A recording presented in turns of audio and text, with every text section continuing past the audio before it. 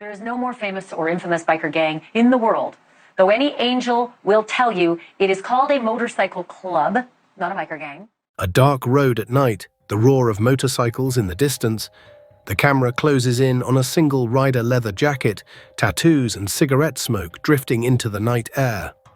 Flashing red and blue lights suddenly appear behind him, a line of Hell's Angels standing at attention, a police raid breaking down doors, a courtroom drawing of George "Baby" Huey Wethen sitting quietly as a judge recites charges. Imagine a man so powerful, so feared, that he built an empire of outlaws that law enforcement struggled for decades to bring down. He wasn't just another biker. He was a mastermind, a strategist, and a leader who turned the Hell's Angels into one of the most dominant and dangerous motorcycle clubs in history. This wasn't some reckless gang riding around causing chaos. This was an organized, structured empire, with secrets so dark and operations so complex that even undercover agents struggled to crack them. At the center of it all was one man, George "Baby" Huey Wethen, and while the world saw him as the face of the club, what they didn't see was the secret that kept the Hell's Angels untouchable for years. A secret so well hidden that only those at the top knew the full story. This is how George Wethen and his inner circle pulled off one of the greatest outlaw operations of all time. And the hidden truth that even some Hell's Angels didn't dare speak about. Before we dive into this insane story, make sure to hit that like button and subscribe. It helps the channel grow and brings you more deep dives into the world of crime, power, and hidden history. Now let's get into it. Wethen was a former member of the Hells Angels Oakland chapter who became the vice president of the chapter due to his friendship with President Sonny Barger.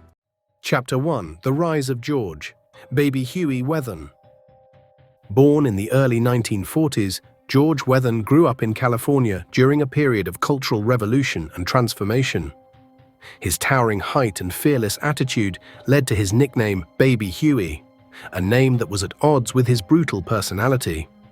Wethen's youth was characterized by a rebellious nature, which led him into the world of motorcycles and the rising outlaw biker culture.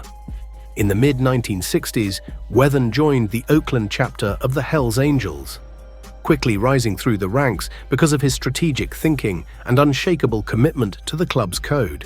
His leadership abilities did not go unnoticed, and he soon became the vice president of the Oakland chapter, working under the notorious Sonny Barger. Wethen's vision was simple.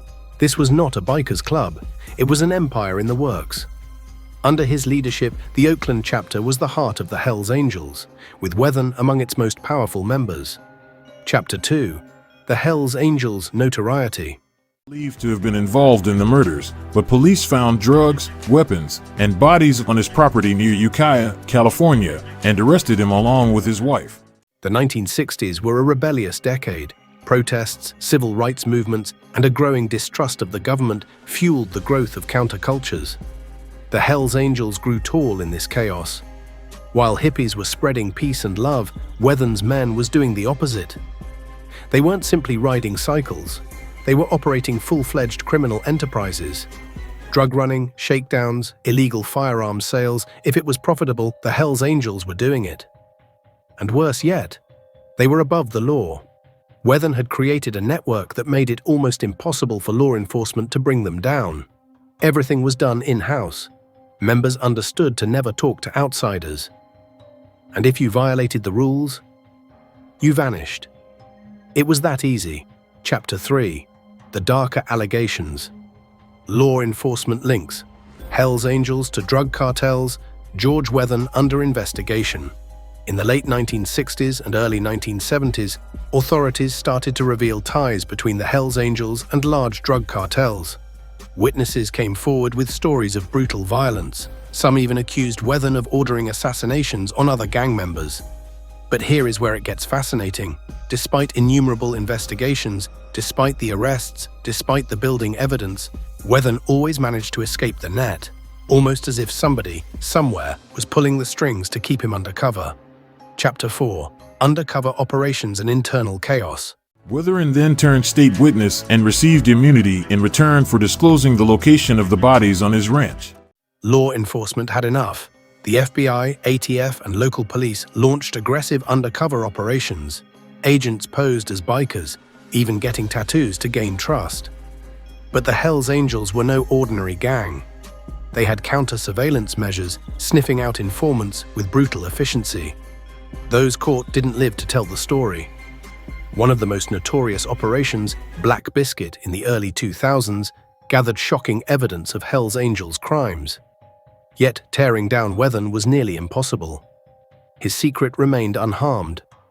Chapter 5: The Hells Angels' Global Expansion. Despite law enforcement crackdowns, the Hells Angels expanded under Whethan's influence. Chapters popped up worldwide: Europe, Australia, Canada. They weren't just an American problem anymore. They were a global criminal enterprise.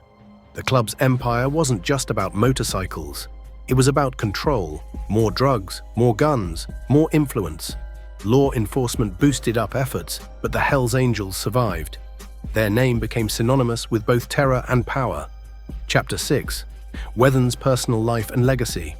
Outside of the club, George Whethan wrote a book, A Wayward Angel: The Full Story of the Hells Angels, detailing his time in the club. His books gave the public a unique insider's view of the mysterious world of outlaw motorcycle clubs, revealing their methods, culture, and code of silence. To the public, he was the ultimate outlaw, a representation of rebellion and the dark fascination of the biker world. But in private, the reality was a lot more complex. Chapter 7: The Darkest Secret Revealed. He was placed in the witness protection program with his family after testifying against the Hells Angels. So what was the secret that made George "Baby" Huey Whethan and the Hells Angels untouchable for so long? Was it inside information with law enforcement, blackmail, a hidden power structure within the club? It turns out it was all of the above. Whethan, who was one of the top officials in the Oakland chapter, had established a network of control that was virtually unbreakable. He had informants in law enforcement, first of all.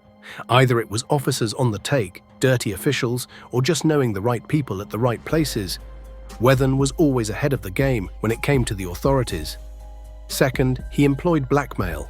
He had information on influential individuals, politicians, businessmen, even police officers, that would destroy their careers if made public. And in the world of crime, knowing something about someone is worth more than money. Third, and most significantly, he worked in such a manner that he became invaluable to the Hells Angels. While other members were hot-headed and irresponsible, Whethan was a thinker. He didn't act without thinking. He acted with a plan. Everything he did was a part of something larger. He wasn't simply running a gang, he was running an empire. Chapter 8: The Fall of a Giant. Months later, police say they have arrested several people tied to the Hells Angels. Even the most notorious outlaw can't run from the law forever. By the mid-1970s, the walls began closing in. The police crackdown on the Hells Angels was gaining pace, and Whethan was at the center of several investigations. With life in prison staring him in the face, he made a choice that would rock the entire biker world to its foundations. He became an informant. It was an unthinkable move. The same man who assisted in the formation of the Hells Angels into an unbeatable entity was now assisting the government in tearing them down. Whethan testified against his former brothers, getting into the specifics of drug trafficking, violent offenses, and the internal club operations. His cooperation resulted in scores of arrests and convictions, weakening some of the club's most influential members. To the outside world, he was a hero, someone who turned his life around and helped bring down a dangerous criminal organization. But to the Hells Angels, he was the ultimate betrayer, a man who violated the outlaw code and paid the price for it. Chapter 9: Life After the Angels. Once he became an informant, Whethan went into the witness protection program. He was given a new identity, faded from public view, and spent his remaining years in secrecy. But even in hiding, his past followed him. Most former members of the Hells Angels promised revenge, that if they ever caught up with him, they'd make him an example. A club never forgets a betrayal, and Whethan's name stayed on their hit list for years. But he did not reappear, never surfacing publicly again. He spent his later life writing and looking back on his life, eventually dying in 2010. Although his death was muted, his legacy was far from it. Chapter 10: The Legacy of George "Baby" Huey Whethan. One of the world's most notorious outlaw motorcycle gangs, known for their involvement in violence, drug trafficking, and other criminal activities. So how did George Wethen rise to be the most feared Hells Angel in America? Not by his brutality, not by his smartness, not by his authority. It was because he could control people, manipulate circumstances, always be ahead of the game. He was not the noisiest nor the most violent club member, but he was the most dangerous. Because while others battled in the streets, Wethen battled in the shadows. His tale is a lesson in power, control, and the price of playing both sides. And although he's gone, his name still echoes within the world of outlaw motorcycle clubs. They consider him a legend, others think of him as a traitor. But they can be certain of one thing: he was, and always will be, one of the scariest Hells Angels the world has ever known.